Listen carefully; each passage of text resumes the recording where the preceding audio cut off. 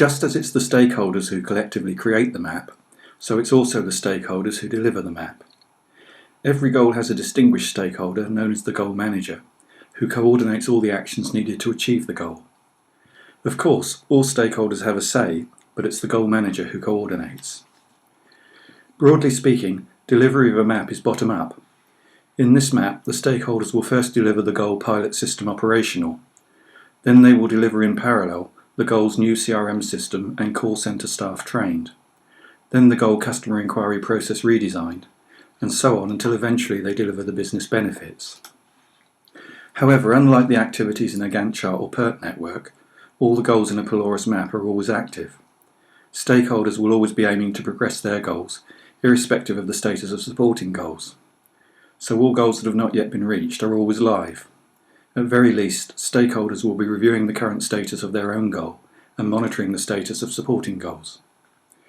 This status monitoring uses a traffic light system. For an example, let's look at the goal call centre staff trained. Suppose that on the basis of experience with early trainees, some stakeholders come to doubt that they will achieve the target value of 97% for the factor assessor ranking of helpfulness. So they go to the factor and enter a predicted value of 90%, which is what they now expect to achieve. Because this predicted value doesn't meet the target, the traffic light status of the factor goes red. This red status then propagates from the factor to the entire goal, and from the goal to its supported goals, then to their supported goals, and so on.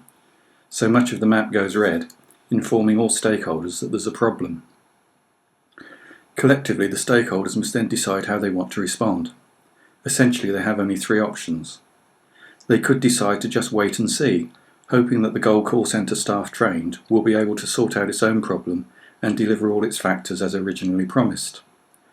Or they could aim to contain the problem, for example at the goal customer query process redesigned, so that this goal will still aim to deliver on all its factors, even though one of its supporting goals is likely to miss one of its factors. Or in the worst case, they may decide that the problem cannot be contained and that the map must be adjusted to reflect the new reality. This may entail changing some factor target values, or perhaps even changes to the overall goal structure. These changes may ripple all the way up to the business benefits, whatever is needed to restore the map to harmony. In our particular case, the stakeholders decide that the problem can be contained at the goal customer inquiry process redesigned, so they edit the goal to reflect their decision and prevent further propagation of the red status. If no further problems arise, the stakeholders will then deliver the majority of goals as originally promised, including all the business benefits. This completes our tour. We've only been able to scratch the surface of Polaris, but hope to have given you the flavour and excited your interest. Thanks for watching.